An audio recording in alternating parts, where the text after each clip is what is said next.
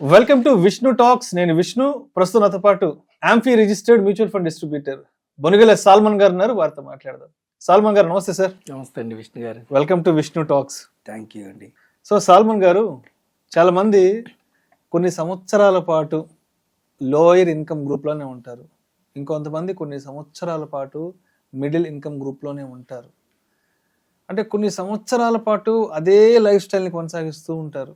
వాళ్ళు అదే లైఫ్ స్టైల్లో ఉంటారు, వాళ్ళ నెక్స్ట్ జనరేషన్ వాళ్ళ పిల్లలు కూడా అదే లైఫ్ స్టైల్లో ఉంటారు, అండ్ ఆ తర్వాత వాళ్ళ మనవళ్ళు మనవరాలు కూడా అదే లోయర్ ఇన్కమ్ గ్రూపు, అదే మిడిల్ ఇన్కమ్ గ్రూప్లో ఉంటారు. కాబట్టి దీన్ని బ్రేక్ చేసి కోటీశ్వరులుగా అవ్వాలి, కోటీశ్వరులుగా మనం ముందుకు వెళ్ళాలి అంటే మనం ఫైనాన్షియల్గా ఎటువంటి డిసిప్లైన్తో ముందుకు వెళ్ళాలి అంటారు? విష్ణు గారు మంచి క్వశ్చన్ అడిగారండి. మన ఉద్దేశం ఏమిటంటే మన ఎపిసోడ్ ద్వారా, విష్ణు టాక్స్ ద్వారా ప్రజల్ని ఎంపవర్ చేయాలి, ప్రజల స్టేటస్ మార్చాలి, ప్రజల్ని ధనవంతులు చేయాలి. మన ఇప్పుడు మధ్యతరగతి వారు కానీ పేదవారు కానీ ఏం చేస్తారంటే, మన తల్లిదండ్రులు లేదంటే మన పెద్దవారు ఏం చెప్తారంటే, డబ్బు విషయంలో రిస్క్ తీసుకోవద్దు, డబ్బు విషయంలో రిస్క్ తీసుకోవద్దు, సేఫ్గా ప్లే చేయమని అంటారు. ఓకేనా? అప్పుడు ఏమవుతుందంటే, మనం రిస్క్ తీసుకోకపోతే రిటర్న్స్ వచ్చే అవకాశం ఉండదు. ఓకేనా విష్ణు గారు? ఇప్పుడు చూడండి, మనం పొద్దున లేచిన దగ్గర నుంచి, మార్నింగ్ లేచిన దగ్గర నుంచి మనం వాడే వస్తువులు అన్నీ కంపెనీస్.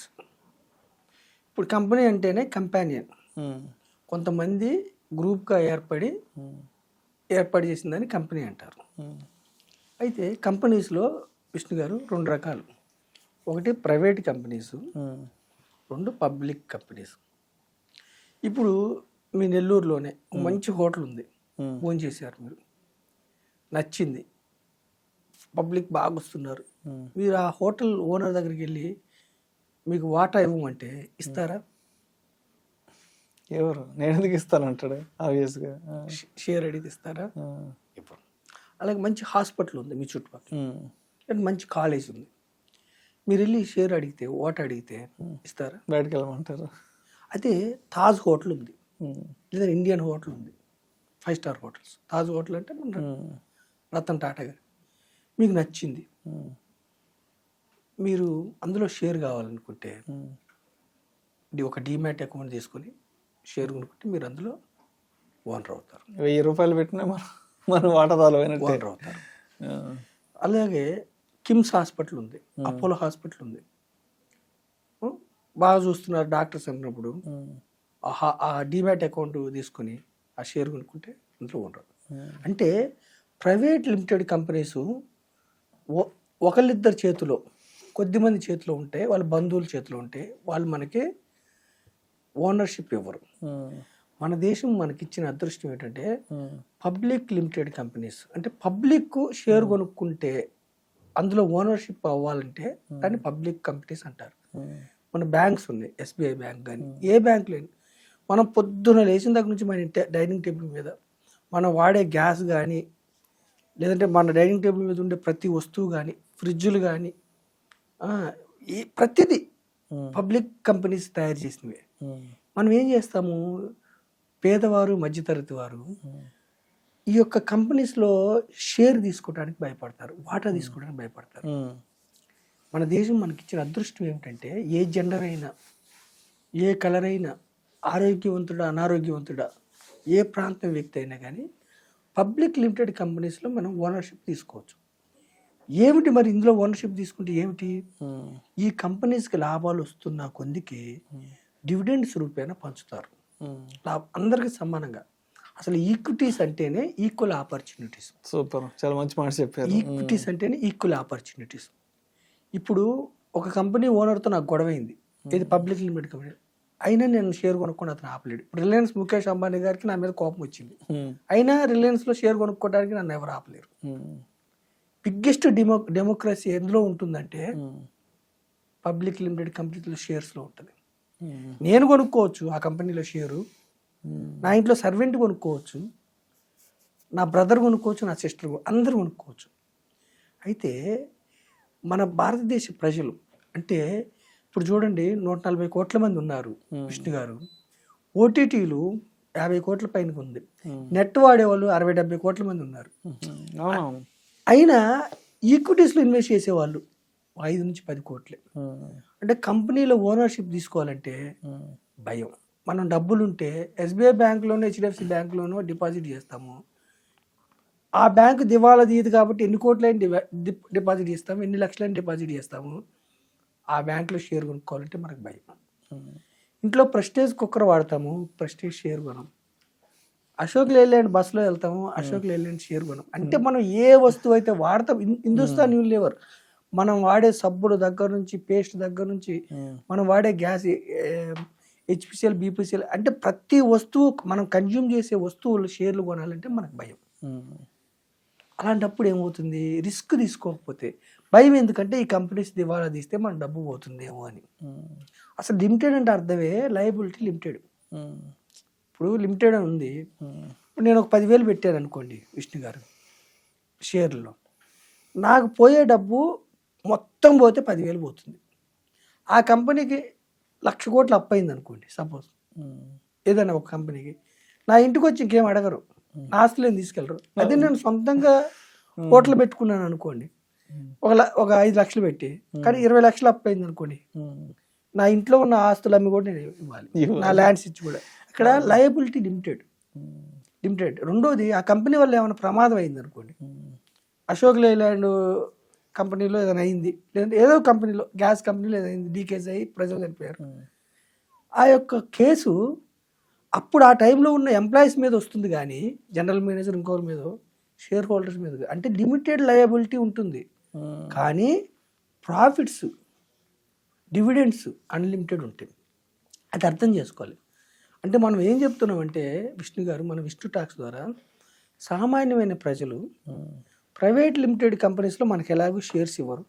ఇప్పుడు మనకి మన తెలుగులో బ్రహ్మాండమైన టీవీ ఛానల్స్ ఉన్నాయి, మనకి షేర్ కావాలంటే రాదు. కానీ మీకు ఎన్డీటీవీలో కావాలా, సిఎన్బిసిలో కావాలా, షేర్ తీసుకోవచ్చు. అంటే పబ్లిక్ లిమిటెడ్ కంపెనీస్లో మీకు ఆపర్చునిటీ ఉంది. ఇప్పుడు ఒకటి చూడండి విష్ణు గారు, టాటా స్టీల్ ఉంది. ఆ పరిశ్రమను మనం స్థాపించలేం, కానీ ఆ పరిశ్రమలో ఓనర్ అవ్వచ్చు. కరెక్ట్. అల్ట్రాటెక్ సిమెంట్ని మనం స్థాపించలేం, కానీ అల్ట్రాటెక్ సిమెంట్లో మీరు పార్ట్ ఓనర్ అవ్వచ్చు. బ్యాంక్స్లో మీరు పార్ట్ ఓనర్ అవ్వచ్చు. అంటే మన దేశ ఆర్థిక వ్యవస్థ నడిచే కంపెనీస్లో పేద ప్రజలు, మధ్యతరగతి వారు ఓనర్షిప్ అవ్వటం కోసం మనం ఎడ్యుకేట్ చేస్తున్నాం. మరి ఏమిటైంది లాభం అంటే ఈక్విటీస్లో ఏమిటి లాభం? కొన్ని కంపెనీస్ పోవా, కొన్ని కంపెనీస్ జీరో అయినాయి. మనం అందుకే ఏం చెప్తున్నాం అంటే ప్రజలకి విష్ణు గారు, పేదవారు మధ్యతరగతి వారు డబ్బున్న వాళ్ళు డైరెక్ట్ స్టాక్స్ కొనుక్కున్నా, ఒకవేళ వాళ్ళకి ఏదైనా 1-2 కంపెనీస్ దెబ్బతిన్నా మళ్ళీ వారు కోలుకోగలరు. పేదవారు మధ్యతరగతి వారు మీరు ఒకే కంపెనీ స్టాక్ కొనుక్కొని ఒకవేళ ఆ కంపెనీ స్టాక్ జీరో అయిపోతే మీకు లాస్ వస్తే మీరు కోలుకోలేరు. కాబట్టి పేదవారు మధ్యతరగతి వారికి మన దేశం ఇచ్చిన opportunity diversified equity mutual funds. Diversified equity mutual funds ఏమిటంటే 50 కంపెనీల సమ్మేళనం, 15 రంగాల సమ్మేళనం. కాబట్టి డబ్బు జీరో కాదు, అంటే మీ డబ్బు పోదు, జీరో కాదు, షార్ట్ పీరియడ్లో రిస్క్ ఉంటుంది. కాబట్టి నేనేమంటున్నానంటే 50 కంపెనీల్లో ఓనర్షిప్ పొందండి. రిస్క్ ఉంటుంది, రిస్క్ తీసుకోవడానికి అలవాటు చేసుకోండి. రిస్క్ తీసుకోవడానికి అలవాటు చేసుకోండి. మళ్ళీ మనం ఏం చెప్తున్నట్టే మన ఎపిసోడ్ ద్వారా, మీరు ఒకవేళ ధనవంతులు కావాలంటే సేవింగ్స్ వద్దు, ట్రేడింగ్ వద్దు. ట్రేడింగ్ అంటే intraday, future and options. Future and options hedging కోసం. హెడ్జింగ్ అంటే ఏమిటి? సామాన్యమైన భాషలో చెప్తున్నా నేను. మీకు సపోజ్ ఒక కంపెనీ ఉంది, పెద్ద కంపెనీ, దాని షేర్ వాల్యూ 2,000 ఉంది. ఇప్పుడు నెగిటివ్ మార్కెట్స్ ఉన్నాయి కదా, తగ్గుతున్నప్పుడు వాళ్ళు ఏం చేస్తారంటే వాళ్ళ షేర్ వాల్యూ తగ్గుతుంది కాబట్టి ప్రొటెక్ట్ చేసుకోవడానికి, వాళ్ళు హెడ్జింగ్ చేసుకోవడానికి కాలు పుట్లు ఉంటాయి, వాళ్ళు ప్రొటెక్ట్ చేసుకోవడానికి. రివర్స్లో వెళ్ళినప్పుడు వాళ్ళకి డబ్బు వచ్చేలాగా చేస్తున్నారు. దాన్ని మనం షార్ట్ మనీ కోసం ఇండివిజువల్స్ మనం ఆప్షన్స్ ఫ్యూచర్స్లోకి వెళ్తే మన యొక్క మార్కెట్ యొక్క గమనాన్ని మన మంచిలో మొత్తం వెళ్ళిపోద్ది. సో సేవింగ్స్ వద్దు, ట్రేడింగ్ వద్దు. ఒక మధ్యతరగతి ప్రజలు, పేద ప్రజలు, ధనవంతులు కావాలంటే ఈక్విటీస్లోకి రండి. ఈక్విటీస్లో రిస్క్ ఉంటుంది. రిస్క్ని అర్థం చేసుకుంటే రిస్క్ని మేనేజ్ చేసుకోవడం తెలుసుకొని కంపెనీలో ఓనర్షిప్ తీసుకుంటే డైరెక్ట్గా తీసుకున్న ఓనరే, ఈక్విటీ మ్యూచువల్ ఫండ్స్ ద్వారా తీసుకున్న మీరు ఓనరే. ఓనర్షిప్ తీసుకుంటే మీరు ధనవంతులు అవడానికి అవకాశం ఉంది. ఏమిటి సైంటిఫిక్గా అంటే సెన్సెక్స్ ఎన్ని ఒడిదుడుకులు వచ్చినా 79 నుంచి ఈ రోజు వరకు అంటే 2025 ఫిబ్రవరి ఈ రోజు వరకు కూడా అరౌండ్ 13 to 15% CAGR రిటర్న్స్. అంటే 76,000. ఎవరైతే ఆ రోజు ₹1,00,000 పెట్టారో 7 కోట్ల 60 లక్షలు అయింది.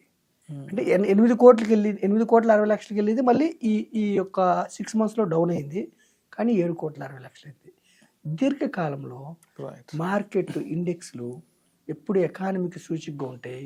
మన దేశంలో ఇప్పుడు గవర్నమెంట్ పాలసీస్ ప్రాబ్లం లేదు, ప్రైవేట్ క్యాపెక్స్ ప్రాబ్లం లేదు, ఇన్ఫ్లేషన్ కంట్రోల్లో ఉంది, ఎంప్లాయ్మెంట్ కంట్రోల్లో ఉంది, అంతా బాగుంది. ఇది సెంటిమెంటు. షార్ట్ పీరియడ్లో మీకు రిస్క్ ఉంటుంది, దీర్ఘకాలంలో మీరు చక్కగా డబ్బు సంపాదించుకోవచ్చు.